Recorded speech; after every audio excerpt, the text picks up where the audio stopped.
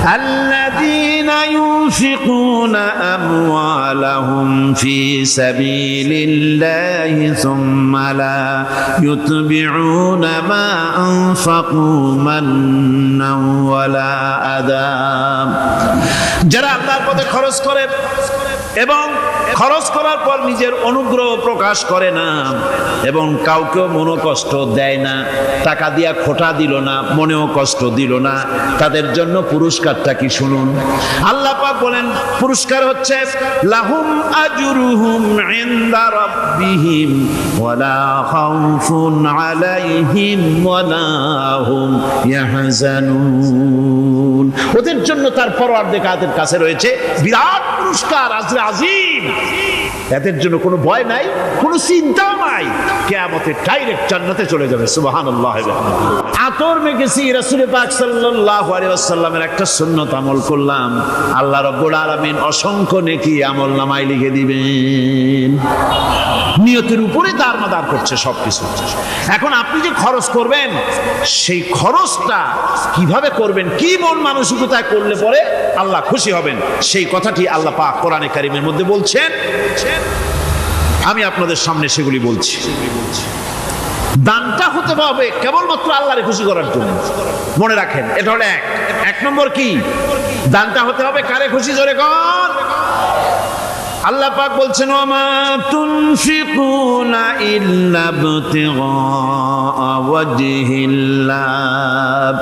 তোমরা যা কিছু খরচ করো তাতে আল্লাহর সন্তুষ্টি লাভ করা ছাড়া মনের মধ্যে অন্য কিছু যেন লক্ষ্য না থাকে, শুধুমাত্র আল্লাহর সন্তুষ্টি মনের মধ্যে তোমরা রাখবে।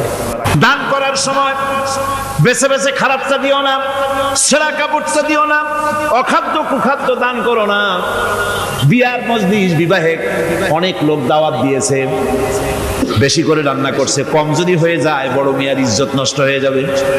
মেহমান কম আসলো, এখন এই খাবারগুলি না পারিয়া তারপরে গরিবদের দেয়, না পেরে যখন খাবার কেউ নাই তখন গরিবদের দেয়। গরিবদের উদ্দেশ্য করে কিন্তু বানানো হয় নাই। এটা হলো একজনের রুটি খাচ্ছিল, এক কৃপণ বখিল রুটি খেতে বসেছে, সিল একটা আসে রুটিতে সু মেরে রুটিটা নিয়ে গেছে। বেচারা পিছনে পিছনে দৌড় আরম্ভ করছে, গালি দিতে দিতে। মরার সিল, আর তুই জায়গা পাইলি না। চিলের পিছনে দৌড়াতে দৌড়াতে নদীর পাড়ে চলে আসছে। সিলও দেখে যে আল্লাহ, এমন এক ভিখাদের লোকের রুটি নিলাম, কোনো গাছেও বসতে পারি না তার ঢিলার জ্বালা। শেষ পর্যন্ত পাশে ছিল নদী, নদীর উপর দিয়া চিল উড়ে ওপার যাওয়া আরম্ভ করছে। বকিল বেচারা দাঁড়াই থাকে, দিলাম ফি সাবিলিল্লাহ, আল্লাহর রাস্তায় দিলাম। এর তো কোনো মানে নাই। নিজে খেতে না পারে বাসি অখাদ্য কুখাদ্য এগুলি দিতে আল্লাহ পাক নিষেধ করেছেন। দিবা পাইছে পাইছে ভালো জিনিসটা, যেটা তোমার কাছে প্রিয় ওইটা দিও। তুমি যদি খারাপটা দাও তাহলে আল্লাহ তোমার দেবেন ওই মানের। কিয়ামত আছে না, কিয়ামত ওই মানের পাবে। আল্লাহ পাক বলছেন ইয়া আইয়ুহাল্লাযীনা আমানু আনফিকু মিন তাইয়্যিবাতি মা কাসাবতুম ওয়া মিম্মা আখরাজনা লাকুম মিনাল আরদ। তোমরা যে উপার্জন করেছো, সেই উপার্জনে তোমাদের জন্য যা উপার্জন করেছো তাই, আর মাটি আমি যা তোমাদের জন্য দিয়েছি তার থেকে ভালো জিনিস, ভালো ভালো জিনিস আমার রাস্তায় খরচ করো। এটা কার ওয়াদা? আল্লাহর ওয়াদা। আর খরচ করার জন্য ওয়ালা তায়াম্মামুল খাবিসা মিনহু তুনফিকুন, খরচ করার জন্য বাইসা বাইসা খারাপগুলি জিনিসগুলি খুঁজে বেড়াইও না, ভালো জিনিসগুলি আমার রাস্তায় খরচ করো। আর যতদূর সম্ভব গোপনে দিও, যতদূর সম্ভব দান গোপনে করি। মানুষকে শুনায়ও না অমুক জায়গায় দিলাম, বা মানুষের দেখায় দেখায় দিও না। কোন কোন শহর আছে কোরবানির সময় বিরাট গরু কেনা হয়, সেই গরুর তলায় মালা দিয়া তারপরে শহরে রাস্তায় রাস্তায় ঘুরানো হয়, অমুক মিয়া সাহেব এই গরুটা কোরবানি করবে। এরকম চিটাগংয়ে হয় না, অন্য অন্য জেলায় হয়। জি, এখানেই বেশি হয়। তাই আশ্চর্য কথা। তাহলে তো উচিত, এরকম যদি উদ্দেশ্য হয় তাহলে বড় মিয়াও গরুর সাথে একসাথেই হাঁটা উচিত। লোকেরা বুঝুক কোন বড় মিয়া আর কোন বড় গরু। আপনি এটা করলেন কি জন্যে? এই কাজটা তো নিন্দনীয় কাজ। আর প্রতিযোগিতামূলক কোরবানি করা, প্রতিযোগিতামূলক 35,000 টাকার গরু কোরবানি করা হলো, মানে না,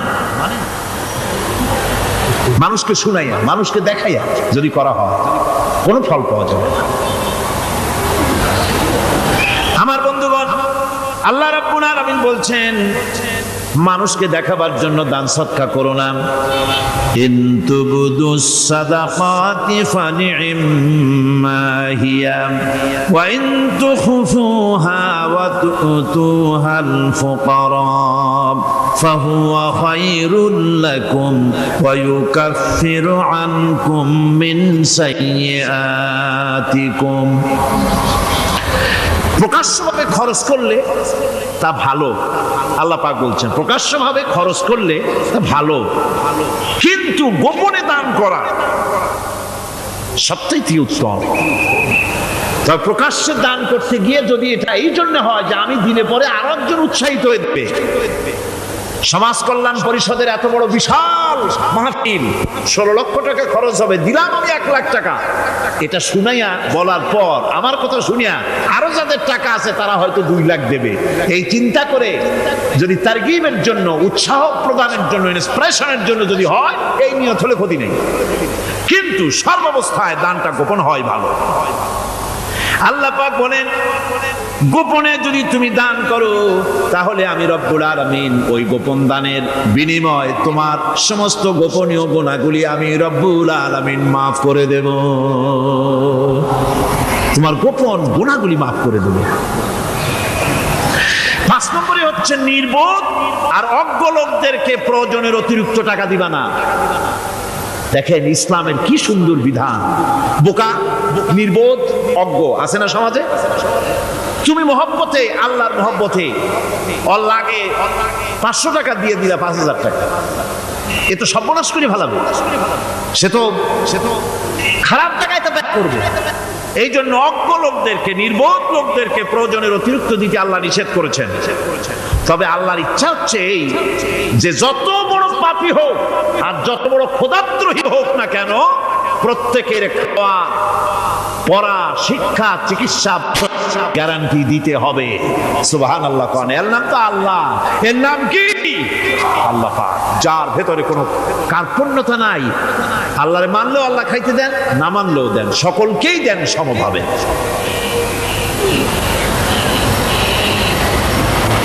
6 নম্বরে হচ্ছে কারো প্রয়োজন পূরণের জন্য যদি ধার দেওয়া হয়, যদি কাউকে ধার দেন, ধার করার জন্য বারবার তাকে টাকাটা দেওয়া যাবে না। একথা শুনে যারা ঋণগ্রস্ত আছেন তারা আবার এই সুবিধাটা নিয়েন না। সামর্থ্য থাকতে যদি যার কাছ থেকে ধার এনেছেন তাকে যদি কষ্ট দেন, অবশ্যই আল্লাহর কাছে আসামি হতে হবে কিয়ামতের দিন, কোনো সন্দেহ নাই। আর যে ব্যক্তি ধার দিয়েছেন তিনি যদি বুঝতে পারেন যে এই লোকটি আসলে নিয়ত ভালো কিন্তু দিতে পারতেছে না, তাহলে এমন লোককে বারবার টাকাটা দিতে আল্লাহ নিষেধ করেছেন। তাকে শরম দিও না, তাকে সময় দাও। وَإِنْ كَانَ ذُو عُسْرَةٍ فَنَذِرَةٌ إِلَى مَيْسَرَةٍ وَأَنْ تَصَدَّقُوا خَيْرٌ لَكُمْ إِنْ كُنْتُمْ تَعْلَمُونَ। ঋণগ্রস্ত ব্যক্তির আর্থিক অবস্থা খারাপ হলে সচ্ছল হওয়া পর্যন্ত তাকে সময় দাও, আর তাকে যদি ক্ষমা করে দিতে পারো সেটা তো অনেক ভালো কথা। আল্লাহ তোমার প্রতি রহম করবেন। যদি ক্ষমার তাকে যদি সে দিতেই পারবে না এমন অবস্থা যদি হয়, তাহলে তাকে তুমি ক্ষমা করে দিও। কিছু সংখ্যক লোক আছে যারা ধার নিয়ে আসলে ফাঁকি দিতে চায়, আছে না এমন সমাজে? না নাই? কিছু লোক আছে ধার নেয়, ভাই দেবো 1 মাসের মধ্যে, কোনো সন্দেহ নাই। 6 মাস যায় তারপরেও দেয় না, অন্য কাজ করে মিটাই, অন্য কাজ মিটায়, কিন্তু এর টাকা পরিশোধ করে না। এরকম লোকও আছে, তারা আল্লাহর কাছে দায়ী হবে। একবার পত্রিকায় দেখেছিলাম কার বাড়িতে কার্টুন দিয়েছে, বাড়িতে বিরাট সাইনবোর্ড লাগাইছে কুকুর হইতে সাবধান। তার বন্ধু বলছে, ভাই তুমি কুকুর কিনলে কবে?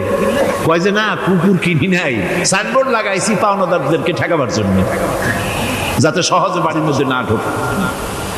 এই চালাকিটা আর কেউ বুঝুক আর না বুঝুক, আল্লাহ পাক তো খুব ভালো করেই বোঝেন। 7 নম্বরের কথা হলো দান করার ব্যাপারে, যে আপনি দান করতে করতে যা আছে সব ফতুর করে ফেলাবেন, এটা কিন্তু ইসলাম চায় না। আপনার সন্তান সন্ততিকে বঞ্চিত করে, স্ত্রী পুত্রকে বঞ্চিত করে সমানে দান করবেন, ঘরে না খায়া থাকবেন, এই অবস্থা যেন না হয়। খরচ করবেন কি?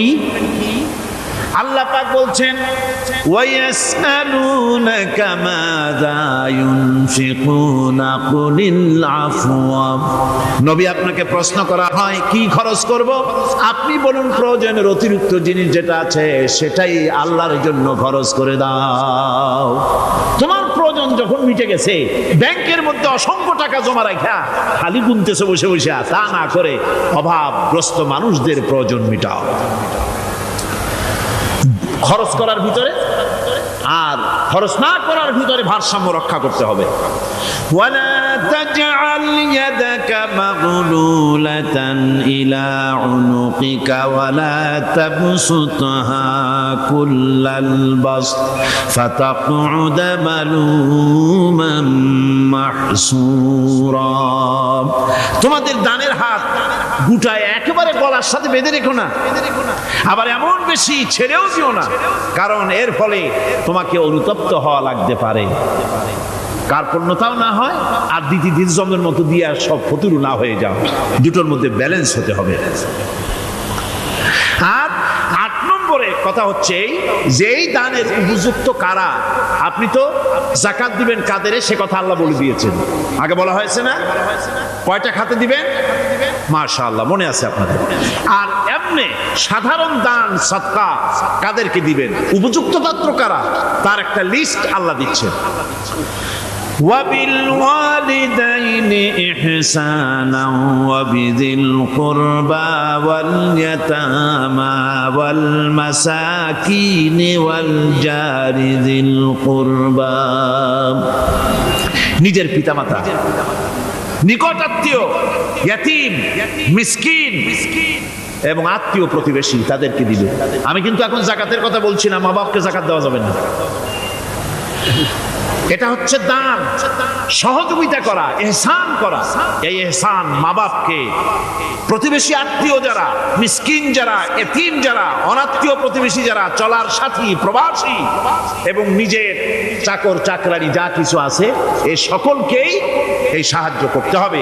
এ কথা আল্লাহ বলেন কোরআনে কারীমের মধ্যে। আল্লাহ পাক এই পৃথিবীর বুকে যারা আরামে টাটকা সুখগুলি, আরামগুলি যারা বর্জন করে আল্লাহ রাব্বুল আলামিনকে বিশ্বাস করে যারা জীবন পরিচালনা করেছে, আল্লাহ পাক তাদের জন্য জান্নাত রেখেছেন এবং তাদের জন্য বলছেন, সাবিকু ইলা মাগফিরাতিন মির রাব্বিকুম ওয়া জান্নাতিন আরদুহা কাআরদিস সামাই ওয়াল আরদ উইদ্দাত লিল্লাযীনা আমানু বিল্লাহি ওয়া রাসূলিহি।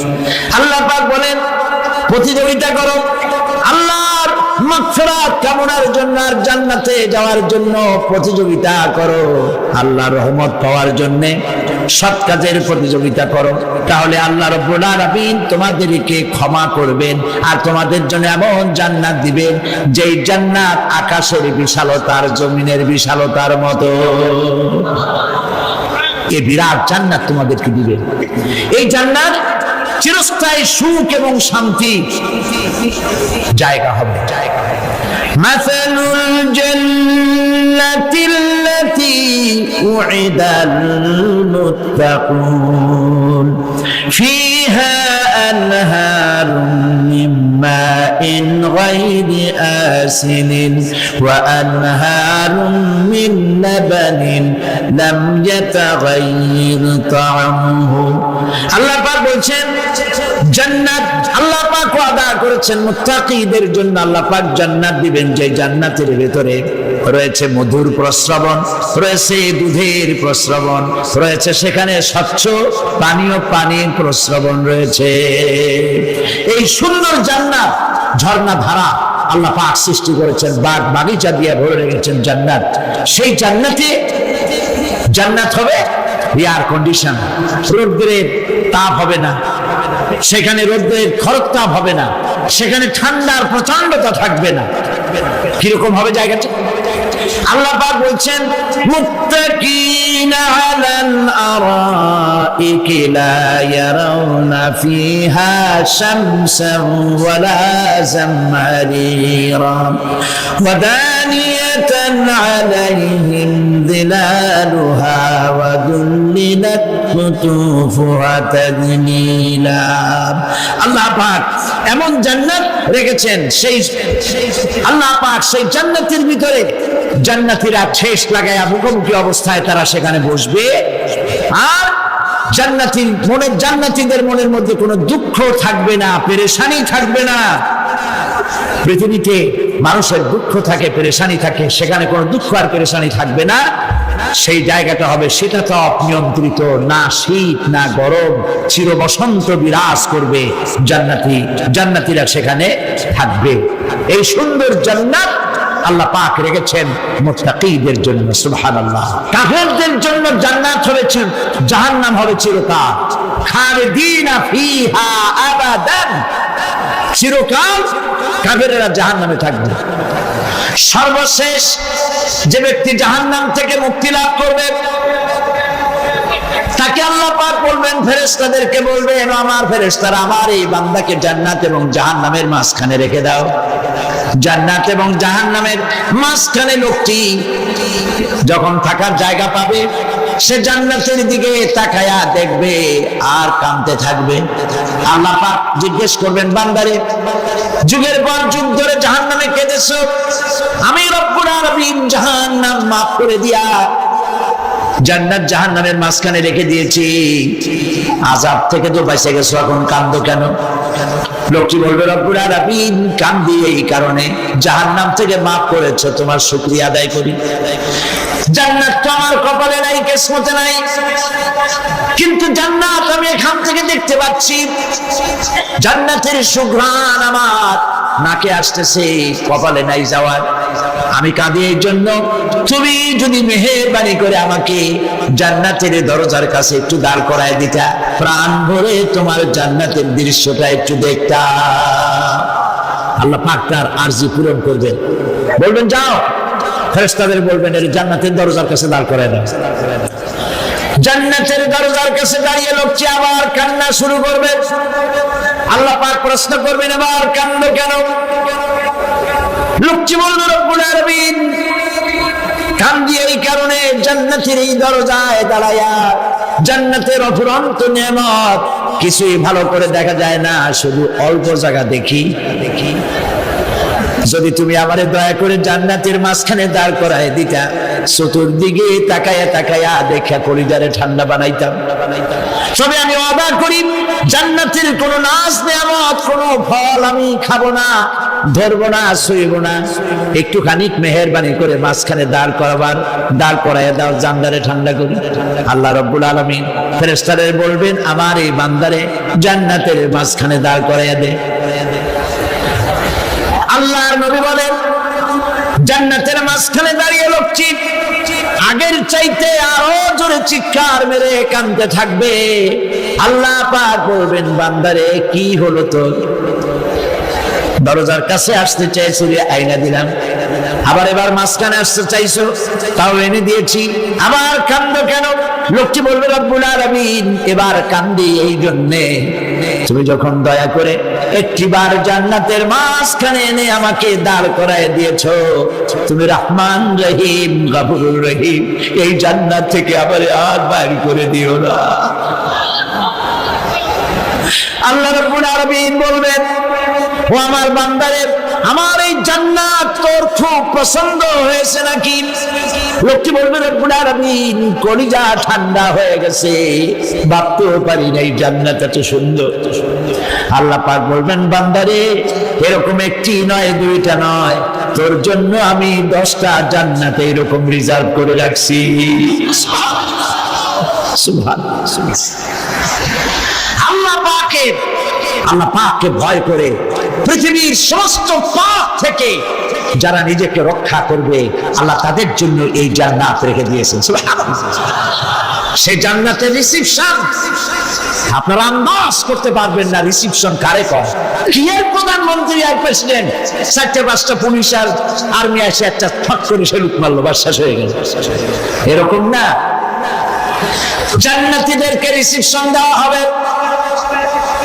জান্নাতীরা যখন আল্লাহর হুকুমে জান্নাতের দিকে যেতে লাগবে, আর যখন জান্নাতের কাছে চলে যাবে আল্লাহ রাব্বুল আলামিন শোনায় দিচ্ছেন, হাত্তা ইযা জাউহা ফুতিহাত আবওয়াবুহা ওয়া ক্বালা লাহুম খাজানাতুহা সালামুন আলাইকুম তিবতুম ফাদখুলুহা খালিদিন। সুবহানাল্লাহ। জান্নাতীরা যখন জান্নাতে প্রবেশ করার দরজার মুখোমুখি হবে, দ্বার রক্ষীগণ তখন বলবে, সালামুন আলাইকুম, আল্লাহর শান্তি তোমাদের উপরে বর্ষিত হোক। সুবহানাল্লাহ। দুনিয়ার টাটকা টাটকা সুখগুলি 2 পা দিয়ে ছেলে দিয়েছো, টাটকা সুখগুলি গ্রহণ করো নাই, হারাম খাও নাই, আল্লাহর দ্বীন কায়েমের জন্য রক্ত দিয়েছো, জীবন দিয়েছো, কষ্ট করেছো, আল্লাহকে ভয় করেছো, আমাদের সালাম গ্রহণ করো, জান্নাতের মধ্যে ঢুকে যাও চিরকালের জন্য। সুবহানাল্লাহ। আর বাইরে হওয়া লাগবে না, চিরকাল এই জান্নাতের মধ্যে তোমরা বসবাস করতে পারবে, আল্লাহ রাব্বুল আলামিনের ফেরেশতারা বলে দিবেন। জান্নাতের মধ্যে আল্লাহ পাক হুরদের সঙ্গে জান্নাতীদের বিয়ের ব্যবস্থা করে দিবেন। কোরআনে কারিমে আল্লাহ পাক বলেন, মুত্তাকিইনা আলা সুরুরিন মাসফুফাতিন ওয়া যাওয়াজনাহুম বিহুরিন ঈন। সামনাসামনি ভাবে সাজানো সারি সারি আসন সমূহের উপর তারা ঠেস লাগায় বসে থাকবে, আর আল্লাহ রাব্বুল আলামিন হুরদের সাথে জান্নাতীদের বিয়ের ব্যবস্থা করে দিবেন। যেসব হুরের সঙ্গে বিয়ে হবে তাদের আল্লাহ পাক বিবরণ দিচ্ছেন কি রকম হবে তারা। লাম ইয়াতমিসহুন্না ইনসুন ওয়ালা জান। এর পূর্বে জিন এবং ইনসান এদেরকে কেউ স্পর্শ করে না। কিরকম তারা? কাআন্নাহুন্নাল ইয়াকুতু ওয়াল মারজান। যেমন ঝিনুকের ভিতরে মণিমুক্তা থাকে, এইভাবে আল্লাহ পাক তাদেরকে পবিত্র করে রেখে দিয়েছেন। আমার প্রিয় ভাইরা, আল্লাহ রাব্বুল আলামিন কোরআনে কারীমের ভিতরে বলেছেন, ফাবিআইয়ি আলা'i রাব্বিকুমা তুকাযযিবান। জান্নাত দান করে আল্লাহ পাক এবার জান্নাতীদেরকে সম্বোধন করে বলবেন, ইয়া ইবাদি লা খাউফুন আলাইকুমুল ইয়াওমা ওয়ালা আনতুম তাহজানুন। হে আমার বান্দারা, লা খাউফুন আলাইকুমুল ইয়াওম, আজ আর কোনো ভয় নাই। সুবহানাল্লাহ, সুবহানাল্লাহ। আজ আর কোনো ভয় নাই, কোনো চিন্তাও নাই, আরামে এই জান্নাতের মধ্যে বসবাস করো। এরপরে আল্লাহ পাক জিজ্ঞেস করবেন, ও আমার জান্নাতীরা, আমি যেসব ওয়াদা করছিলাম আমার ওয়াদা মোতাবেক সমস্ত নিয়ামত পেয়েছো? তারা বলবে, হ্যাঁ পেয়েছি, সব নিয়ামত আপনার ওয়াদা মোতাবেক সব পেয়েছি। আল্লাহ রাব্বুল আলামিন বলবেন, সব পাও নাই, ওয়ালাদাইনা মাজিদ, আমার কাছে আরো বেশি আছে। সুবহানাল্লাহ, আমার কাছে আরো বেশি আছে। জান্নাতীরা বুঝবে না সে আরো বেশিটা কি, এর থেকে আর বেশি কি। প্রিয় ভাই সব, নবী করিম সাল্লাল্লাহু আলাইহি সাল্লাম বলেছেন, জান্নাতের সুখ আর শান্তি কোন চোখ নাই যা দেখেছে, যা কোন অন্তঃকরণ নাই যা কল্পনা করতে পেরেছে। এই জান্নাত মুত্তাকিদের জন্য আল্লাহ রাখছেন। সুবহানাল্লাহ। জান্নাতীরা ভাবতেও পারবে না সেই নিয়ামতগুলি কি। প্রিয় ভাই সব, সেই মুহূর্তে আল্লাহর নবী মুহাম্মদুর রাসূলুল্লাহ সাল্লাল্লাহু আলাইহি ওয়াসাল্লাম বলবেন, রব্বুল আলামিন, আমার উম্মতেরা জান্নাতীরা বুঝতে পারে নাই আপনার কাছে কি নিয়ামত আরো বেশি আছে। আমার এই উম্মতেরা জান্নাতীরা আপনার ওয়াদা মোতাবেক সব পেয়েছে, কিন্তু একটি জিনিস এখনো তাদের কিসমতে হয় নাই। সেই জিনিসটা হলো, যারা তার রবকে না দেখে শুধু কোরআন আর হাদিসের কথা শুনে আরবের ঘুম হারাম করে তাহাজ্জুদের নামাজ আদায় করেছিল, চোখের পানি ফেলেছিল, যারা জান্নাত দেখে নাই, জাহান্নাম দেখে নাই, আপনাকে ভয় করে যারা জীবন পরিচালনা করেছিল, যারা আপনাকে দেখে নাই, না দেখে শুধু কোরআন হাদিস বিশ্বাস করে যারা অকাতরে নিজেদের জীবন বিলায় দিয়েছিল, সেই জান্নাতীরা এখন পর্যন্ত তার রবকে দেখতে পারে নাই। আল্লাহ রাব্বুল আলামিন তার সামনে থেকে 70,000 পর্দা সরে যাবে। আল্লাহ পাক বান্দাদের আরজি পুরা করার জন্য জান্নাতীদের সামনে তিনি জালোয়া ফরজ হবে। কোরআন শরীফের ভিতরে আল্লাহ পাক বলেন, জান্নাতীরা তারা আল্লাহর দিকে, জান্নাতীরা তার রবের দিকে তাকিয়ে থাকবে, আর রব তার বান্দাদের দিকে তাকায়া থাকবে।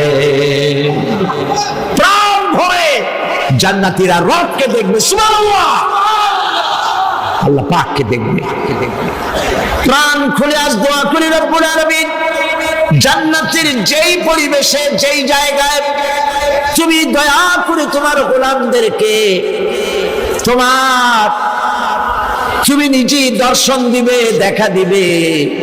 মনিব গো, ও আমাদের রব, আজ এই বিশাল জনসমুদ্র নিয়ে তোমার দরবারে আবেগ ভরা কণ্ঠে বলি, যে অনুষ্ঠানটি তুমি এমন মুবারক অনুষ্ঠান করবে যেখানে তুমি জান্নাতীদেরকে দেখা দিবে, ওই জান্নাতের কোনো একটি, ওই অনুষ্ঠানের কোনো একটি কোনায় কানায় আমাদেরকেও দাঁড় করাইয়া দেখান তো। গভীর রাত্রে হযরত ফাতিমা রাদিয়াল্লাহু তাআলা আনহা ইন্তেকাল করলেন। কিছু সংখ্যক সাহাবীদের কাছে খবর দিয়া অল্প সময়ের ভিতরে জানাজার ব্যবস্থা করা হলো। হযরত আবু যর গিফারী রাদিয়াল্লাহু তাআলা আনহু কবরের ভিতরে নেমে গেলেন। কবরের ভিতরে নেমে গিয়া হযরত আবু যর বলেন, রে কবর, তোর ভিতরে আজকে কাকে রাখবো, তুই কি তা জানিস নাকি? কোনো জবাব আসে না। হযরত আবু যর বলেন, কবর রে, তোর ভিতরে আজকে যাকে রাখবো তিনি হতেছেন হযরত ইমাম হাসান হোসেনের মা, বেহেশতের সমস্ত জওয়ানদের সরদার হবেন যারা, সেই দুইজনের মা তোর ভিতরে রাখবো, খবরদার বেয়াদবি করবি না। কোনো জবাব না পেয়ে হযরত আবু যর বলেন, ওগো কবরের মাটি, তোর ভিতরে কাকে রাখবো কি জানিস? আসাদুল্লাহিল গালিব, দুনিয়ার সমস্ত কাফেরদের বিরুদ্ধে আল্লাহ রাব্বুল আলামিন যাকে বাঘ বানিয়ে পাঠালেন, সেই হযরত আলী তার স্ত্রী রেখে যাব, খবরদার বেয়াদবি করবি না। কোনো জবাব আসে না। হযরত আবু যর বলেন, কবরের মাটি, তোর ভিতরে যাকে রাখবো তিনি হলেন খাতুনে জান্নাত, বেহেশতের সমস্ত মহিলাদের সরদারিনী হবেন যে ফাতেমা, তারে রেখে যাব, তোর ভিতরে খবরদার কোনো বেয়াদবি করবি না। আবার হযরত আবু যর বলেন, কবরের মাটি, তোর ভিতরে কারে রাখবো কি জানিস? তোর ভিতরে আজকে যাকে রেখে দিতেছি তিনি হলেন আখেরি জামানার পয়গম্বর বিশ্বনবী জনাবে মুহাম্মদুর রাসূলুল্লাহ সাল্লাল্লাহু আলাইহি ওয়াসাল্লামের কলিজার টুকরা মা ফাতেমাকে তোর ভিতরে রাখবো, খবরদার কবরের মাটি বেয়াদবি করবি না। কিতাবে এসেছে হযরত আবু যর গিফারী শুনতে পেলেন, আওয়াজ এলো, কি যেন বলতেছে, রে আবু যর, আমি ফাতেমাকে চিনি না, হাসান হোসেনের মাকে চিনি না, আলীর স্ত্রী চিনি না, রাসূলের মেয়ে মা ফাতেমাকে চিনি না। আমল যদি ভালো হয় আমার ভিতরে, আমল ভালো নিয়ে যে আসবে শান্তিতে থাকবে, আর আমল যদি খারাপ হয় আমার ভিতরে, তার অবস্থা চূড়ান্ত হয়ে যাবে। আমার ভাইরা, আমার বন্ধুগণ, আমলের উপরে ভিত্তি করে কিয়ামতের দিন নাজাত হবে।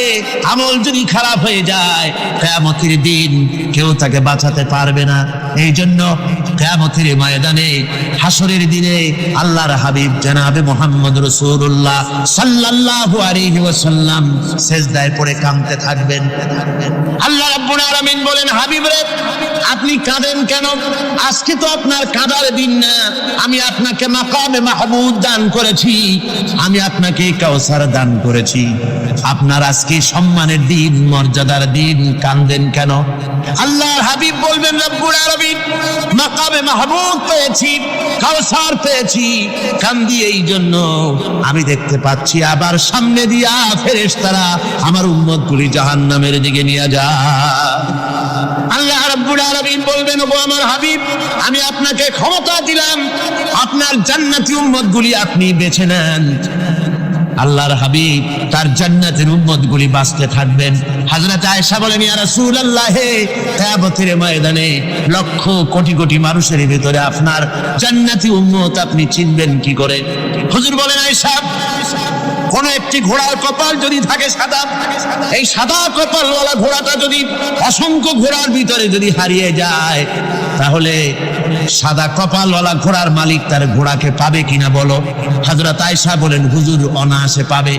আল্লাহ রাব্বুল আলামিনের হাবিব বলেন, আয়েশা রে কিয়ামতের ময়দানে আমার যেই উম্মতেরা নামাজি ছিল, দিনদার ছিল, পরেজগার ছিল, দুনিয়ার বুকে ঈমান নিয়ে যারা চলাফেরা করেছে, আমার দিন কায়েমের আল্লাহর দ্বীনের জন্য যারা কাজ করেছে, ওদের চেহারা নূর চমকাতে থাকবে, ঈমানের নূর কিয়ামতের দিন চমকাতে থাকবে। সেই ঈমানের নূর দেখে দেখে আমি আমার জান্নাতি উম্মতগুলি আমি বেছে নেব। নবীজি বলেছেন, কন্যার পিতাদেরকে গালি দিও না। অনেকে টিটকারি করে, বারবার মেয়ে হয় ছেলে একটাও হয় না, সেই জন্য টিটকারি বটকারি করে। আল্লাহর নবী বলেছেন, মেয়ের পিতাকে গালি দিও না, ঠাট্টা করো না, যেহেতু আমি মুহাম্মদ রাসূলুল্লাহ সাল্লাল্লাহু আলাইহি ওয়াসাল্লাম আমি মেয়েদের পিতা, আমি নিজে মেয়েদের পিতা। খাও না, মেয়েদের পিতাকে গালি দিও না। রাসূলুল্লাহ বলেছেন, আকাশের নিচে জমিনের উপরে খাদিজার মতো মহিলা আর নাই। সেই হযরতে খাদিজা রাসূলের 4টি মেয়ে পেটে ধারণ করেছিলেন। সুবহানাল্লাহ। মেয়ের প্রতি রাসূলুল্লাহ যথেষ্ট মহব্বত করতেন, মেয়েকে খুব ভালোবাসতেন হুজুর সাল্লাল্লাহু আলাইহি ওয়াসাল্লাম। হুজুরের কলিজার টুকরা ছিলেন মা ফাতিমা রাদিয়াল্লাহু তাআলা আনহা। হুজুর যখন কোথাও যেতেন সকলের শেষে দেখা করতেন ফাতেমার সঙ্গে, আর বিদেশ থেকে সফর করে এসে সকলের আগে দেখা করতেন ফাতেমার সঙ্গে। সুবহানাল্লাহ। রাসূলুল্লাহ আরো বলেছেন, তোমরা যখন বাজারে যাবে বা ব্যবসা করতে যাবে বা বিদেশে যাবে, আসার সময় যে সব হাদিয়া নিয়ে আসো। আমরা যখন বাইরে যাই, বাজারে যাই, কিছু হাদিয়া আনি না? জামা কাপড়, চকলেট ইত্যাদি আমরা আনে থাকি। রাসূলুল্লাহ বলেছেন, হাদিয়াগুলি তোমরা যারা বিদেশে যাও, বাজারে যাও, হাদিয়া আনবে, আর এনে ঘরের মধ্যে ঢুকে তা শুরু করবে মেয়েকে দিয়ে। প্রথমে দেবে মেয়েকে। সুবহানাল্লাহ। মেয়ের মর্যাদা ইসলামে সব চাইতে বেশি। কোন যুগে?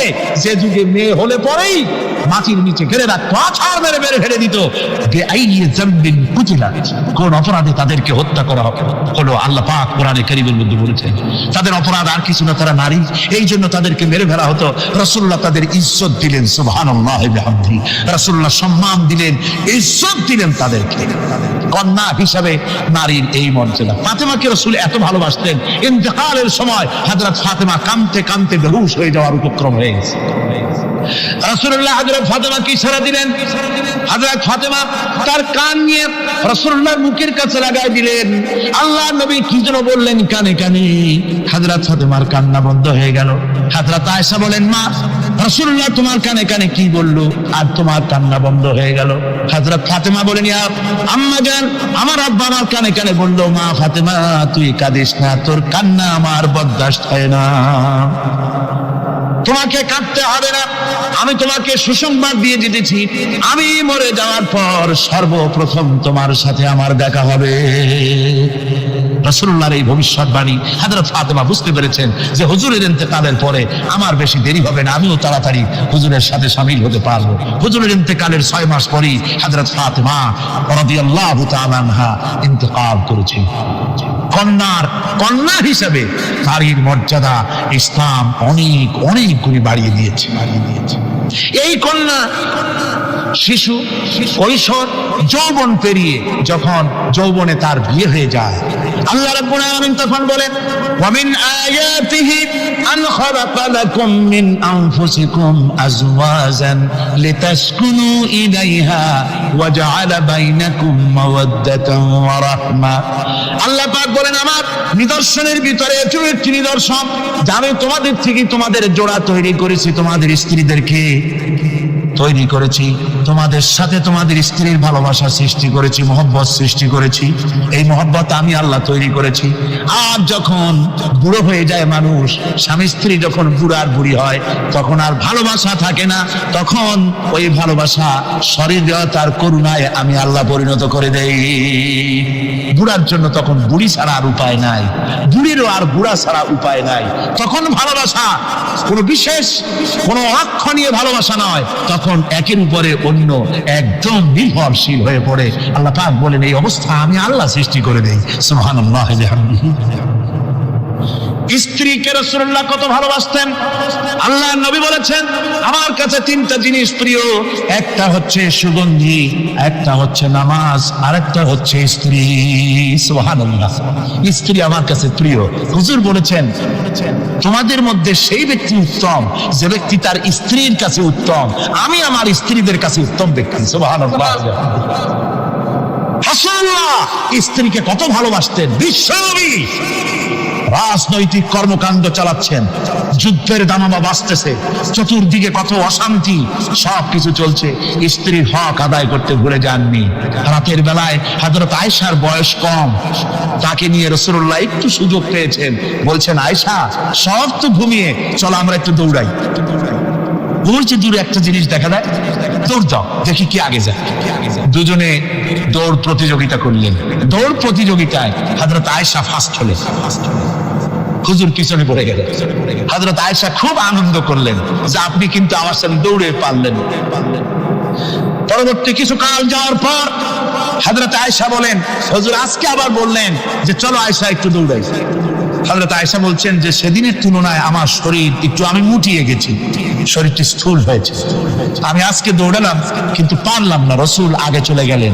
আমি হাঁপাতে হাঁপাতে যখন হুজুরের কাছে চলে গেছি, হুজুর তখন মুস্কি হেসে আমাকে বললেন, আয়েশা ওই সেই দিনের জবাব আজকে দিয়ে দিলাম। সুবহানাল্লাহ বিহামদিহি, সুবহানাল্লাহ বিহামদিহি। বিশ্ব নবী কত বড় আদর্শ বিশ্ব মানবতার জন্য। তিনি বলেছেন, আরাফাতের ময়দানে রাসূলুল্লাহ বলেছেন, তোমরা যেমন পড়বে তোমার স্ত্রীদেরকে তেমন পড়াবে, তোমরা যেমন খাবে তোমার স্ত্রীদেরকে তেমন খাওয়াবে, স্ট্যান্ডার্ড মেনটেন করবে। তুমি ভালো দামের কাপড় পরবে, স্ত্রীকে খারাপ দিবে তা নয়, অধিকার দুজনেরই সমান, স্বামী এবং স্ত্রী সমান অধিকার। কিন্তু আমরা তা বুঝতে পারি না, বুঝতে চাই না। আমরা অনেকে মনে করেছি বিয়ে যখন করছি তখন আমি তো নওয়াবজাদা রাসূলুল্লাহ খান, আর বউ তো কেনা দাসী। না, সে কিন্তু দাসী নয়, তার মর্যাদা আছে, তার সম্মান আছে, তার সম্মান আপনাকে দিতে হবে। রাসূলুল্লাহ দিয়েছে, আপনাকেও দিতে হবে। রান্না বান্না হতে দেরি হয়, কত গালাগালি শুনতে হয় নারীকে। আল্লাহর নবীর স্ত্রী হযরত আয়েশা বলেছেন, আল্লাহর নবী কাজ করে, মানুষের সঙ্গে কথা বলে, রাষ্ট্রীয় দায়িত্ব পালন করে ঘরের ভিতরে এসে যখন দেখেছেন রান্না হতে দেরি আছে, রাসূলুল্লাহ বিরক্ত হন নাই, ভ্রু কুঞ্চিত করেন নাই, চোখ মোটা করেন নাই, আমাকে কোনো কথা শোনান নাই, বরং আমার কাছে বসে রান্নায় আমাকে সহযোগিতা করেছেন। সুবহানাল্লাহ বিহামদিহি। এই হলো আল্লাহর রাসূল, এই হলো বিশ্ব নবী। স্ত্রীর সঙ্গে কি মহব্বত! সুবহানাল্লাহ বিহামদিহি। হুজুর মহব্বত করতেন স্ত্রীদেরকে। রাসূলুল্লাহর ঘরে দৌলত ছিল না, কিন্তু মহব্বত দিয়ে ভরা ছিল ঘরটা। হুজুরের ঘরে ফ্রিজ নাই, এসি নাই, হুজুরের ঘরে কার্পেট নাই, হুজুরের ঘরের মধ্যে জাজির নাই, তোশক নাই, বড় বড় কম্বল নাই, আরামের কোনো জিনিস নাই, মডার্ন ইকুইপমেন্টস কিচ্ছু নাই, দৌলত নাই, কিন্তু মহব্বত দিয়ে ঘরটা ভরা। হযরত আয়েশা বলেছেন, আমি পানি পান করে, যখন আমি পানি পান করে গ্লাস রেখে দিতাম, আল্লাহর নবী তখন গ্লাসের সেই জায়গায় ঠোঁট লাগাতেন যেখানে আমি ঠোঁট লাগাইয়া পানি পান করেছি। আমি গোশত চিবোতাম, রাসূলুল্লাহ আমার হাত থেকে গোশত টুকরা নিয়া সেই জায়গায় চিবোতেন যেখানে আমি চিবয়েছি। সুবহানাল্লাহ। আমার ভাইরা, রাসূল তার স্ত্রীদেরকে মহব্বত করতেন, স্ত্রীরা রাসূলকে মহব্বত করতেন দারুণ ভাবে। একবার হযরত আয়েশা সিদ্দিকা রাদিয়াল্লাহু তাআলা আনহা হুজুরকে গোসল করাতেছিলেন, মাথার উপরে পানি ঢালতেছেন, হুজুর একটা চোখের উপরে বা একটা তক্তার উপরে বসে আছেন। গোসলের পানির ভিতরে রাসূলুল্লাহ দেখতে পেলেন রক্তের মতো কি যেন প্রবাহিত হয়ে যাচ্ছে। হুজুর জিজ্ঞেস করেন, আয়েশা রে, পানির ভিতরে রক্তের মতো কি দেখা যায়? হযরত আয়েশা বলেন, হুজুর আপনি যখন বসেছিলেন অসতর্ক মুহূর্তে তক্তার নিচে আমার একটা আঙ্গুল পড়েছিল, পায়ের আঙ্গুলটা ফেটে বোধহয় রক্ত বেরোতেছে। রাসূলুল্লাহ তাড়াতাড়ি করে উঠলেন আর ওই আঙ্গুলকে ব্যান্ডেজ করে দিলেন।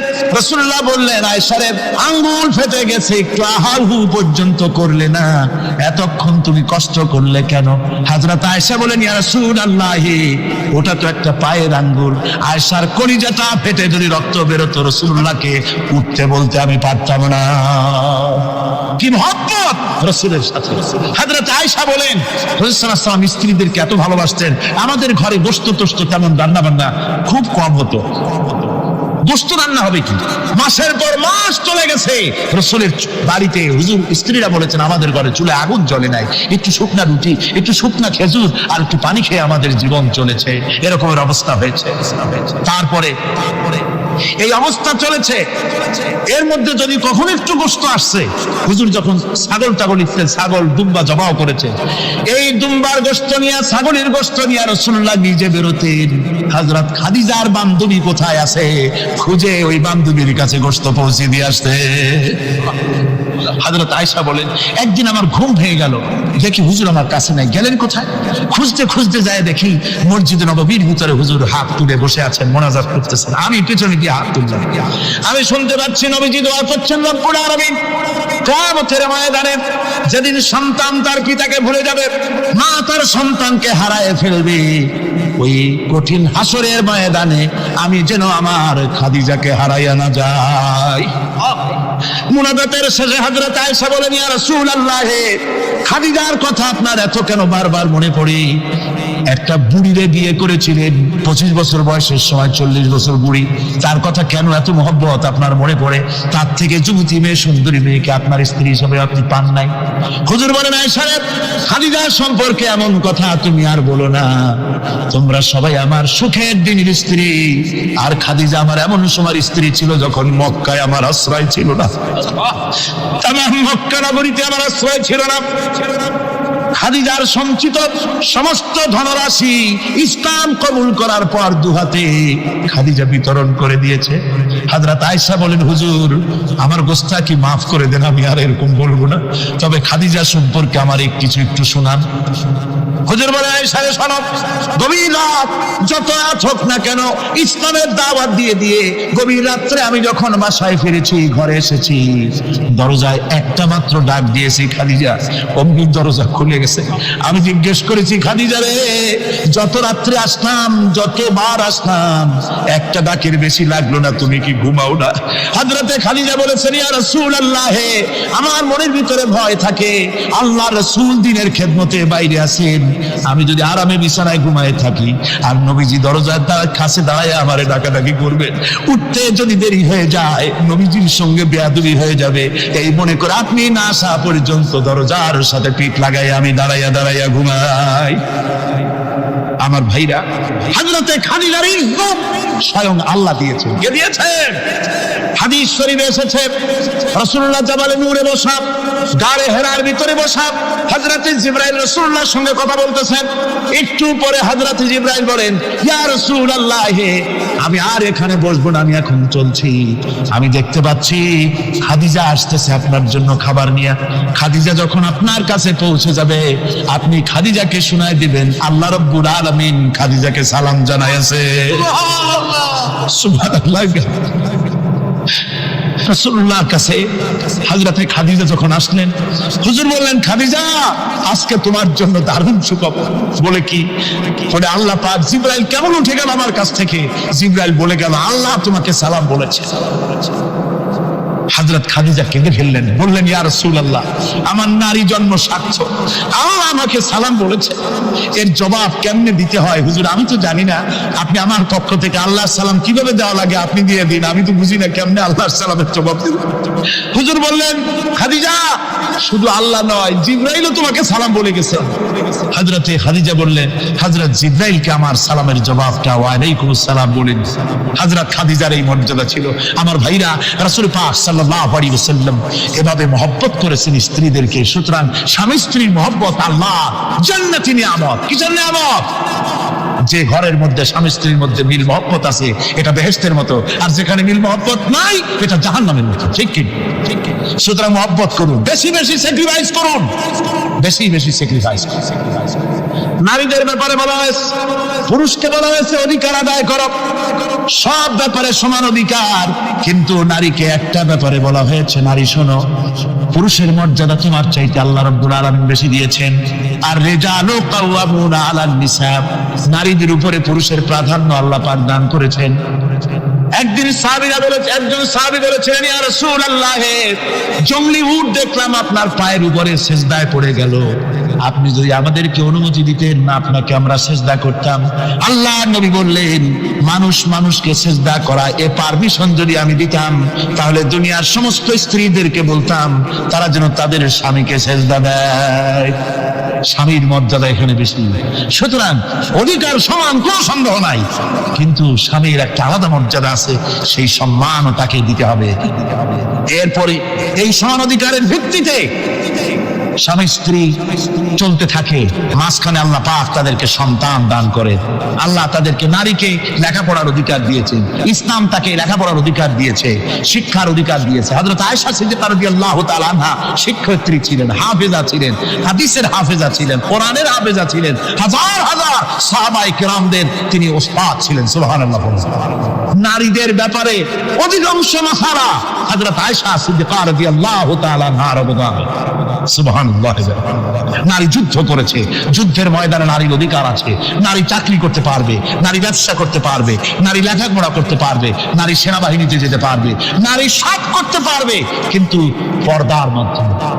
একটা লোক গিয়ে কাঁদতেছিল মুসলমান হওয়ার পরও। হুজুর কয় কান্দো কেন? কই যে আমার গুনাহ কি মাফ হয়েছে? হুজুর বলেন হ্যাঁ মাফ হয়ে গেছে, কলেমা পড়ছো মাফ হয়ে গেছে। কয় যে হুজুর আমি তো মারাত্মক গুনাহ করছি। বলে কি?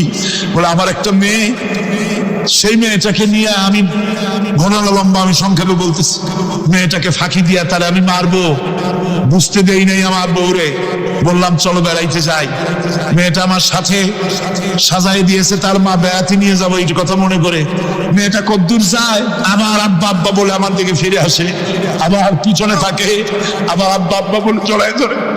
এইভাবে করতে করতে যখন নির্জন এলাকায় গেলাম, আমি পাহাড়ের পাশে গর্ত খোঁড়া আরম্ভ করলাম।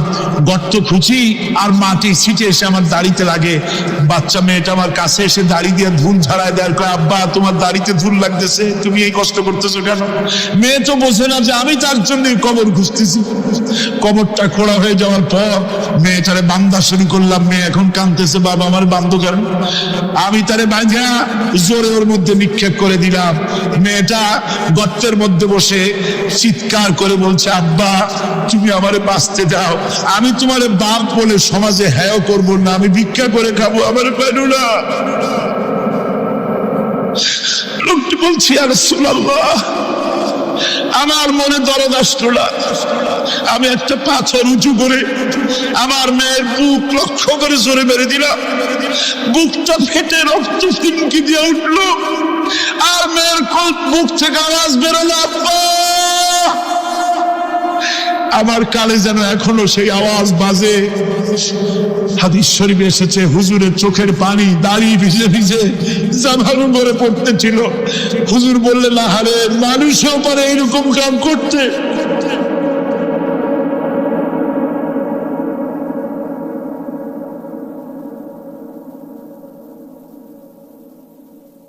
পৃথিবীতে নারীর যখন কোনো সম্মান ছিল না, মর্যাদা ছিল না, সেই সময় আমার রাসূল, আমার বিশ্বনবী নারীদেরকে সম্মানের হাত ধরে গর্তের ভিতর থেকে উঠাইয়া রানীর সিংহাসনে বসায় দিলেন। সুবহানাল্লাহ, মায়ের মর্যাদা দিয়ে দিলেন। সুবহানাল্লাহ, নারীরা আমাদের মায়ের জাত, নারীরা আমার কি এর জাত? মায়ের জাত। আমার মা বোনেরা, তোমাদের সম্মান কত তোমরা জানো না। আমরা পুরুষ, আমাদের পায়ের তলে জুতা, আর তোমরা আমাদের মায়ের জাত। তোমরা নারী, তোমাদের পায়ের তলে আল্লাহর জান্নাত, আল্লাহর ব্যস্ততা তোমাদের পায়ের তলে। এই সম্মান আল্লাহ তোমাদের দিয়েছে, নবী দিয়েছেন। সুবহানাল্লাহ কর ভাইরা আমার, অধিকার ইসলাম দিয়েছে। বিবাহ যখন হয়, এই বিবাহের সময় এজেন্ট আনতে হয়। আর বিবাহ হচ্ছে বিবাহ বৈঠক, এজেন্ট আনার জন্য ওই যে কি জানি কয়, ম্যারেজ রেজিস্ট্রার বা মূল বিষয়ে কার অনুমতি আগে নেয়? বলেন কার অনুমতি? তাহলে অধিকার ইসলাম পুরুষে দিল না মেয়ে লোকে দিল? আচ্ছা, মেয়ে লোকের কাছে যাও, মেয়েটাকে জিজ্ঞেস করো সেই বিবাহে রাজি আছে কিনা। সুবহানাল্লাহ পড়ে, এই বিবাহে রাজি আছে কিনা জিজ্ঞেস করো, তার অধিকারই বেশি। এরপরে এই বিবাহে করার ব্যাপারে কত বৈষম্য। আজ বিবাহ করতে গেলে যৌতুকের প্রথা এসেছে। রাসূলুল্লাহ যৌতুক দিয়েছিলেন, ওটা যৌতুক না, ওটা উপহার, ওটা হাদিয়া। রাসূলুল্লাহ তোহফা দিয়েছিলেন হুজুরের জামাই। সুবহানাল্লাহ, কি জামাই! এক জামাই তো জিন্নুর আইন, যাকে ফেরেশতারা পর্যন্ত লজ্জা করতো যারে দেখে, হযরত ওসমান রাদিয়াল্লাহু তাআলা আনহু। আরেকজন হযরত আলী কাররামাল্লাহু ওয়াজহাহু। হযরত আলী, যার সম্পর্কে রাসূল পাক সাল্লাল্লাহু আলাইহি ওয়াসাল্লাম যাকে কত সম্মান দিয়েছেন, কত মর্যাদা দিয়েছেন, এই হলো হযরত আলী হুজুরের জামাই। আনা মদিনাতুল ইলম ওয়া আলিউম বাবুহা, আমি হলাম জ্ঞানের রাজ্য, আর আলী হলো সেই রাজ্যে প্রবেশের দরজা। সুবহানাল্লাহ ভাইরা, এই হলো জামাই। আর মেয়ে খাতুনে জান্নাত, বিনতে রাসূল, বেহেশতের সমস্ত রমণীদের সরদারিনী মা ফাতিমাতুজ জাহরা রাদিয়াল্লাহু তাআলা আনহা। কি উপহার দিলেন বিয়েতে রাসূল! এই মেয়ে আর এই জামাই। উপহার হলো খেজুরের ছোবড়ার একটা তোষক, পানি উঠাবার জন্য একটা মশক, আর আটা পেশা একটা জাতা। এই হলো নবীর মেয়ে আর জামাইয়ের জন্য উপহার। রাসূলের প্রতি কি ভালোবাসা দেখেছেন। হযরত উম্মে হাবিবা রাদিয়াল্লাহু তাআলা আনহা, আমাদের মা আবু সুফিয়ান রাদিয়াল্লাহু তাআলা আনহু, তার মেয়ে। তার কাছে আবু সুফিয়ান তখনও কাফের, সেই কুফরি হালতে মেয়ের ঘরে গিয়েছেন। যাওয়ার পরে হযরত উম্মে হাবিবা বাপ যখন বসতে গিয়েছেন, তখন উম্মে হাবিবা বলছেন যে আব্বা একটু দাঁড়ান। এই অবস্থায় দাঁড়াতে বলে বিছানাটা উল্টায় দিয়া তারপরে বললেন যে বসেন। বাপ মনে খুব দুঃখ পেলেন। আবু সুফিয়ান বললেন, মা উম্মে হাবিবা, আমি তোমার পিতা, ভালো একটা বিছানা থাকলে তাই বিছায় দেওয়া উচিত ছিল, আর তুমি বিছানাটা উঠাইয়া তারপরে আমার খালি জায়গায় বসতে বললা, আমি তোমার ব্যবহারে আহত হলাম। হযরত উম্মে হাবিবা বলেন, আব্বা জান, নিশ্চয়ই আপনি আমার আব্বা, শ্রদ্ধেয় পিতা, কোনো সন্দেহ এতে নাই, কিন্তু আপনি একজন কাফের।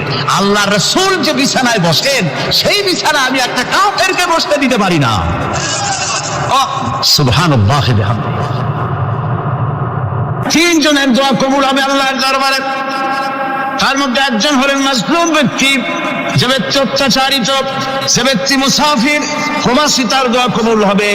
আর মা বাপ যদি সন্তানের জন্য দোয়া করে, ওই দোয়া আল্লাহ রব্বুল আলামিনের দরবারে মঞ্জুর হয়ে যায়। আল্লাহ রব্বুল আলামিন মা বাপ সম্পর্কে বলেন, মা বাবের জন্য আমার কাছে দোয়া করবি বান্দারা, আমার কাছে দোয়া করবি। দোয়াটা আল্লাহ পাক শেখাচ্ছেন, রব্বিরহামহুমা কামা রব্বায়ানি সগীরা। পড়েন সবাই, রব্বিরহামহুমা কামা রব্বায়ানি সগীরা। একটু জিকির করেন, লা ইলাহা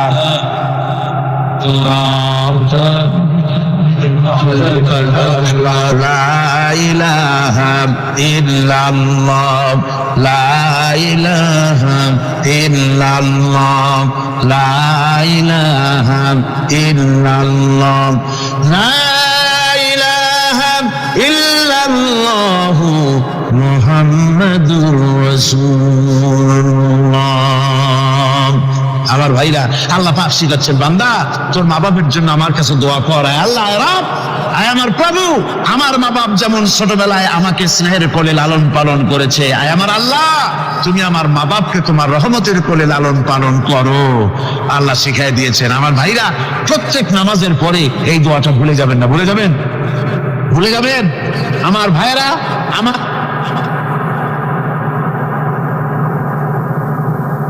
ووصينا الإنسان بوالديه إحسانا حملته أمه كرها ووضعته كرها আল্লাহ পাক বলেন আমি পৃথিবীর সমস্ত মানব মণ্ডলীকে উপদেশ দিয়েছি মা বাপকে সম্মান করো শ্রদ্ধা করো তাদের উপকার করো তার কারণ হলো তোমার মা তোমাকে গর্ভে ধারণ করেছে অত্যন্ত কষ্টের সাথে আল্লাহ বলতেছেন মা তোমাকে গর্ভ ধারণ করেছে অত্যন্ত কষ্টের সাথে এরপরে তোমাকে ডেলিভারি করেছেন অত্যন্ত কষ্টের সাথে তোমাকে ডেলিভারি করেছেন গভীর রাত্রে মানুষ সব ঘুমিয়ে যায় গর্ভবতী মা ঘুমাতে পারে না সন্তান পেটের ভিতরে হাঁটু দিয়া গুতা মেরেছে পা দিয়া লাথি মেরেছে মা চরম শীতের রাত্রে প্রচন্ড শীতের রাতে গায়ের লেপটা সরাই দিয়া মা একবার দাঁড়ায় আর একবার বসে একবার দেওয়ালের সাথে হেলান দিয়া দাঁড়ায় কষ্ট করে রাতটায় কাটায় দেয় আবার সারাদিন সংসারের জন্য কাজ করেছেন রান্না বান্না করেছেন মা সকলকে খাওয়াইয়া মা শেষের দিকে খেতে গেছেন যখন নিজে খেতে গেলেন আবার ক্ষুধা নিয়ে খেতে বসেছেন পেটের ভিতরে সন্তান লাথি মেরেছে পেটের মধ্যে ঘুষা মেরেছে হাঁটু দিয়া গুতা মেরেছে ভরা পেটের ভিতরে সন্তান গুতা মারলো হাঁটু দিয়া মাথা দিয়া মা ক্ষুধা রয়েছে পেটে খেতে পারলেন না বেদনা শুরু হয়েছে খাবারের থালাটা ঠেলে দিয়ে মা দাঁড়ালেন বসলেন চোখের পানি ফেললেন এভাবে করে মা একটা দুইটা দিন নয় 10টি মাস পর্যন্ত সন্তানটাকে পেটের মধ্যে নিয়ে একটা জীবিত মানুষ আর একটা জীবিত সন্তান পেটের মধ্যে নিয়ে নড়াচড়া করছেন চলাফেরা করছেন কিতাবের মধ্যে এসেছেন রাতের বেলায় মা যে ঘুমাতে পারেন না সন্তানের নড়াচড়ার কারণে রাতভর ইবাদত করলে যত সওয়াব পাওয়া যেত আল্লাহ ওই সওয়াব মায়ের আমলনামায় লিখে দেন সন্তান পেটে থাকার কারণে খেতে পারে না পেট ভরে ক্ষুধায় কষ্ট পায় মা এই জন্য 10 মাস ধরে রোজা রাখলে যে সওয়াব হতো আল্লাহ রাব্বুল আলামিন মায়ের আমলনামায় রোজার সওয়াব লিখে দেন 10 মাস পরে গেল সন্তান ডেলিভারির সময় চলে এলো মায়ের মন বিমর্ষ সন্তান ডেলিভারি হবে না জানি মরে যাই নাকি না জানি অপারেশন লাগে নাকি কি অবস্থা হবে মা খেতে পারে না মুখটা শুকায়া যায় ডেলিভারির সময় যখন আসে মগবের কাছ থেকে বিদায় নিয়ে যায় স্বামীকে একান্তে গোপনে ডেকে নিয়ে বলে প্রাণের স্বামী দীর্ঘদিন একসঙ্গে ঘর কন্যা করেছি অপরাধ হয়ে যেতে পারে আমারে মাফ করে দিও আমার মনে হয় এবার আমি আর বাঁচবো না সংসার থাকলো চাবি থাকলো সব বুঝে নাও আমারে মাফ করে দিও মা চলে গেল সদিকা গৃহে ক্লিনিকে চলে গেল অপারেশন থিয়েটারে চলে গেল অথবা ডেলিভারির জায়গায় চলে গেল ডেলিভারি পেইন শুরু হয়ে গেল বেদনা শুরু হয়ে গেল এক একটা বেদনা যেন মায়ের এক একটা মৃত্যু যন্ত্রণা শুরু হয়ে যায় এমন যন্ত্রণা প্রসব বেদনা দুনিয়ার ভুক্তভোগী মা ছাড়া আর কেউ জানে না এই চরম বেদনার ভেতর দিয়ে চরম কষ্টের ভিতরে মা যখন একটা বাচ্চা প্রসব করলো জেহাদের ময়দানের মতো মা রক্তাক্ত হয়ে গেলেন, সন্তান দুনিয়া এলো। মা তখন অস্থির থাকেন, এত বড় বিরাট কষ্টের ভিতরে। আল্লাহ রাব্বুল আলামিন বলেন, সন্তান যখন ডেলিভারি হয়ে গেল, মায়ের মনের ভিতরে আমি তখন এই ফিলিংস, এই টেন্ডেন্সি জাগ্রত করে দিই, দেখ কি হয়েছে। মা তখন দেখতে চায় কি হয়েছে। মায়ের সামনে যখন এত কষ্টের, হৃদয় বিঙ্গন, কলিজার 32টি নাড়ি ছেঁড়া যন্ত্রণার সন্তান যখন মায়ের চোখের সামনে আসে, আল্লাহ পাক বলেন, মা যখন তার ছেলের মুখের দিকে তাকায়, মেয়ের মুখের দিকে তাকায়, আল্লাহ বলেন 10 মাসের পেটে ধরা কষ্ট আর ডেলিভারির সব কষ্ট মায়ের মন থেকে মুছে ফেলে দেই। আল্লাহ রাব্বুল আলামিন বলেন, খবরদার দুনিয়ার মানুষ, এমন মায়ের সাথে নাফরমানি করবি না, এ মায়ের সাথে নাফরমানি করবি না, মাকে সম্মান করবি, মার কাছে দোয়া চাবি। দুনিয়ায় যদি সম্মান চাও, রিসেক্ট চাও, মায়ের পায়ে ধরে কাঁদো। মায়ের জাতি অনেক সম্মান পায়। রাসূল করিম সাল্লাল্লাহু আলাইহি সাল্লামকে প্রশ্ন করা হয়েছে, হুজুর খেদমত করবো কার? হুজুর কয় মায়ের। তারপরে কার? হুজুর কয় মায়ের। তারপরে কার? হুজুর বলেন মায়ের। তারপরে কার? তোমার পিতার। 3 গুণ তোর মায়ের মর্যাদা 3 গুণ বেশি, তোর বাবার চাইতে মর্যাদা বেশি। সুবহানাল্লাহ পড়ে। আর আজকে ইসলামের শত্রুরা তারা বলে যে ইসলাম নারীর অধিকার আদায় করে না। নারীর অধিকার ইসলাম দেয় নাই তো কে দিয়েছে? আমার বন্ধুগণ, বিশ্বনবী জনাবে মুহাম্মদ রাসূলুল্লাহ সাল্লাল্লাহু আলাইহি ওয়াসাল্লাম মসজিদে নববীর ভিতরে বসে আছেন। এক বৃদ্ধা মহিলা মসজিদের মধ্যে প্রবেশ করলেন। হুজুর বৃদ্ধাকে দেখে দাঁড়ায় গেলেন, বিশ্বনবী বুড়ি মেয়ে লোককে দেখে দাঁড়ায় গেলেন। আল্লাহর নবী বুড়িকে দেখে দাঁড়ালেন। বুড়ি যখন কাছে এলেন, আল্লাহর নবী নিজের গায়ের চাদর বুড়ির জন্য বিছায়া দিলেন। বুড়ি বসলেন। এরপরে কথাবার্তা সারার পর বুড়ি যখন বিদায় হবেন, হুজুর আবার দাঁড়ালেন। বুড়ি মহিলা চলে গেলেন। সাহাবায়ে কেরাম বলেন, ইয়া রাসূলুল্লাহ, কিছুই বুঝলাম না, একজন বৃদ্ধা মহিলার জন্য বিশ্বনবী দাঁড়ান আর গায়ের চাদর বিছান, আমরা বড় আশ্চর্য হয়ে গেলাম। নবীজি বলেন, ও আমার সাহাবীরা, তোমরা জানো না এই মহিলাকে চিনতে পারো নাই? আমি আমার মায়ের দুধ আমার জীবনে কিসমতে তেমন হয় নাই। আমি আমার মায়ের দুধ তেমন কিসমতে পাই নাই। যার বুকে দুধ খেয়ে, যার কোলে কাখে চড়ে আমি বড় হয়েছি, আমার সেই দুধ মা ইনি হযরতে হালিমাতুস সাদিয়া। আর সেই দুধ মা রাসূলুল্লাহ নিজে সম্মান দিয়েছেন মায়ের। খবরদার মাকে অসম্মান করবেন না, মাকে সম্মান করবেন, মাকে শ্রদ্ধা করবেন। আমার বন্ধুগণ, আলেম ওলামা পীর বুজুর্গদের জন্য হাদিয়া তো দেন আপনারা, কোনো নিষেধ নাই, দেন। হাদিয়া দেওয়া সুন্নত, নেওয়া সুন্নত, দিবেন, আমি কোনো নিষেধ করি না।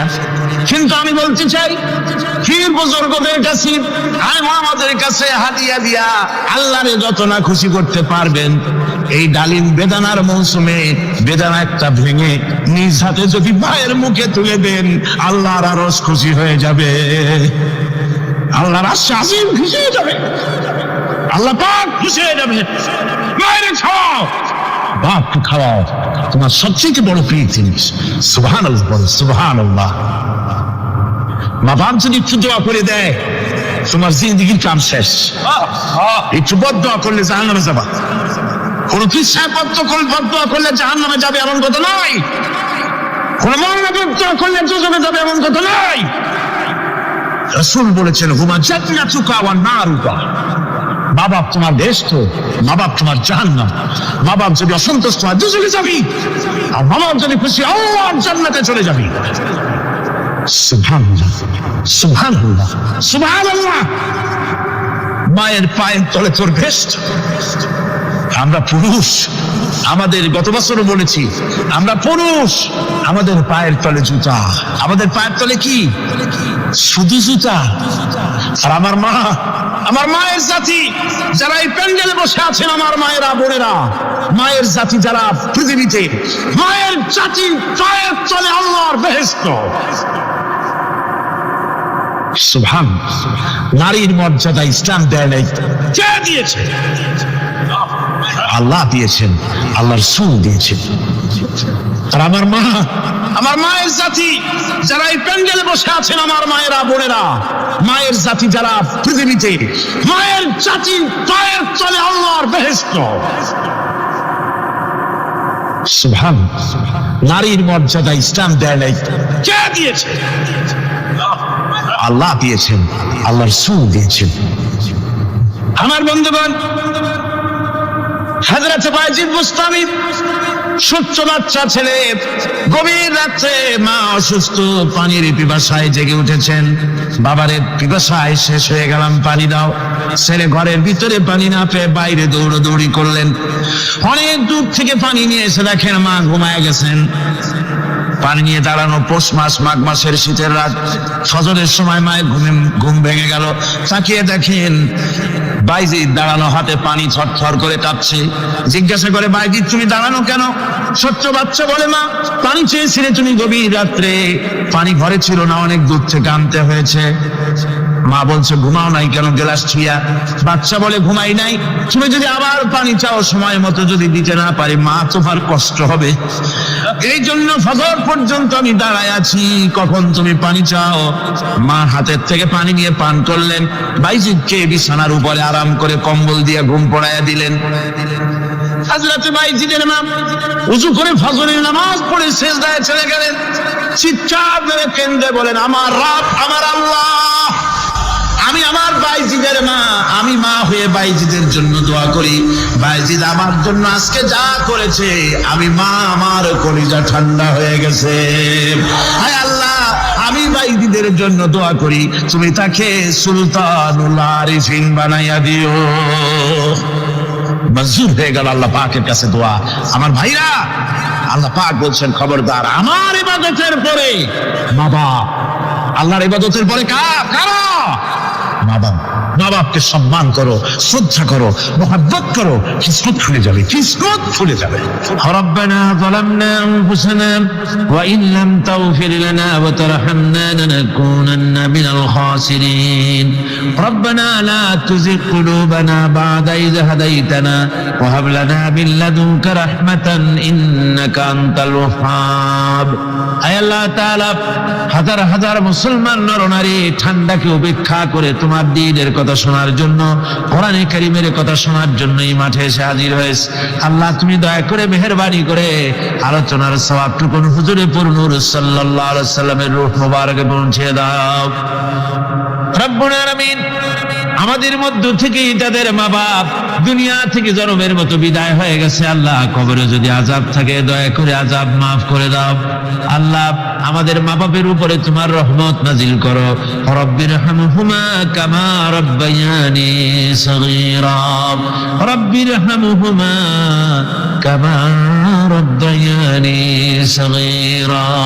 হে আল্লাহ রব্বুল আলামিন, এই মাহফিলে যত লোক আছি আমরা, কার কোন ব্যাধি আছে, রোগ আছে, আমরা তুমি ভালো করে জানো। আমাদের প্রত্যেকের ব্যাধিকে তুমি শিফায়ে আজলা দান করে দাও। আল্লাহুম্মা হাব্বিব ইলাইনাল ঈমান ওয়া যায়্যিনহু ফি কুলুবিনা ওয়া কাররিহ ইলাইনাল কুফরা ওয়াল ফুসুকা ওয়াল ইসয়ান ওয়াজআলনা মিনার রাশিদিন। রব্বানা তাকাব্বাল মিন্না ইন্নাকা আনতাস সামিউল আলিম ওয়া তুব আলাইনা ইন্নাকা আনতাত তাওয়াবুর রহিম। সুবহান রাব্বিকা রাব্বিল ইজ্জাতি আম্মা ইয়াসিফুন ওয়া সালামুন আলাল মুরসালিন আলহামদুলিল্লাহি রাব্বিল আলামিন। ওয়াজআল আখিরা কালিমাতিনা ইনদাল মাউত লা ইলাহা ইল্লাল্লাহু মুহাম্মাদুর রাসূল।